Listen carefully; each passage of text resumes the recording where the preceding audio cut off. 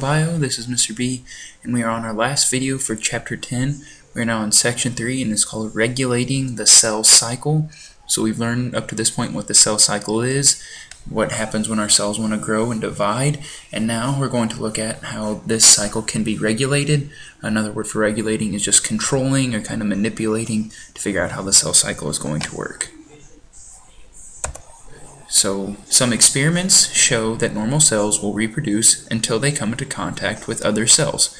So that's kind of one of our first controls on cell division, that our cells, when they're normal, they will only reproduce unless they come into contact with another cell. So when they come into contact with other cells, they respond by not growing. So that's normal cells. When they bump into one cell, they stop growing.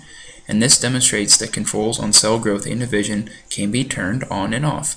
So if we wanted to be scientists studying this, we could kind of take an in-depth look and see what kind of actual things are going on in the cell when they're not touching something, when they're growing normally, then when they are touching another cell, and kind of something different's going on because they stop growing.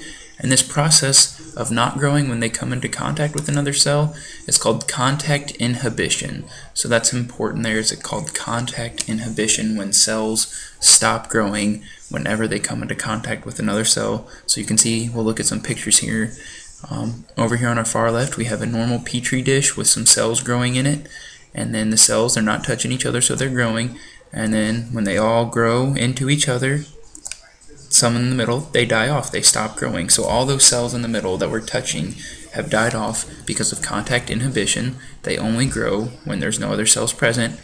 And then look, you can see in our next step is they start up growing again until they get to this process, and then it'll just kind of be a continuing cycle from there. So the cell's ability to stop growing when it comes into contact with another cell is called contact inhibition. And so that's just one way that the cell cycle is kind of regulated. And now we're going to look at kind of some other ways on how the cell cycle is regulated. And they are regulated by a specific protein. So this process back here, this contact inhibition, it is regulated or controlled by a specific protein. And the amount of this protein in the cell rises and falls in time with the cell cycle.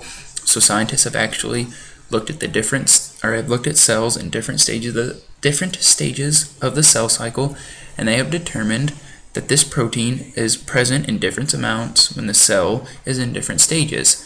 And they called this protein cyclin because it seems to regulate the cell cycle. So that's actually one of the times in science where a name is actually kind of helpful to tell you what it does. So a cyclin is going to regulate the cell cycle. And again, this is just a definition of the cyclins. They regulate the timing of the cell cycle in eukaryotic cells.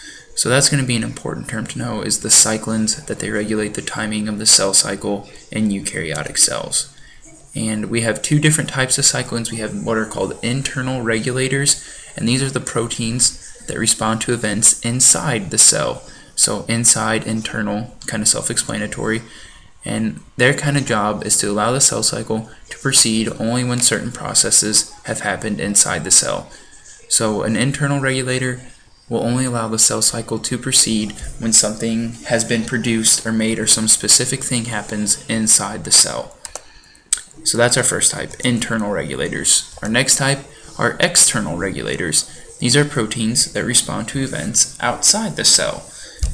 And so they direct cells to speed up or slow down the cell cycle. So that's their main job. Kind of based off what's going on outside of the cell, they tell the cell whether it'll be beneficial to speed up or slow down the cell cycle. So that's everything about a normal cell. So we have the internal and external regulators. So now we're going to look at what happens when those regulators aren't working. So what happens when we have uncontrolled cell growth. And when we have uncontrolled cell growth, that's what we have. It's called cancer. And cancer is a disorder in which some of the body's own cells lose the ability to control growth. So we had someone ask in class one day, what happens when cells just keep growing and growing? And that's basically is cancer. It's when our cells, they literally cannot control the ability to grow, and they just keep growing and growing. And we're going to take a look at how cancer cells are different from our other cells. So what causes them to just grow and grow without any other controls? And the main difference being that they do not respond to the signals that regulate the growth of most cells. So it's pretty much as simple as that. that the cancer cells just don't respond to that contact inhibition to those internal and external regulators that we talked about. And they divide uncontrollably, and they form masses of cells called tumors that can damage the surrounding tissue. So I think we've all heard of the term tumor before, and that's simply just a mass of cells that grow and grow and grow and will not stop. And some other things about these tumors or cancer cells: they may break loose and they may spread throughout the body. So we could have a tumor and some cancer cells break loose and they could form in other areas, and this would disrupt the normal activities and cause serious medical problems or even death. So that's a pretty serious disease here, and we're still trying to do a lot of research into it. And so that is it for chapter 10. Let me know if you have any questions.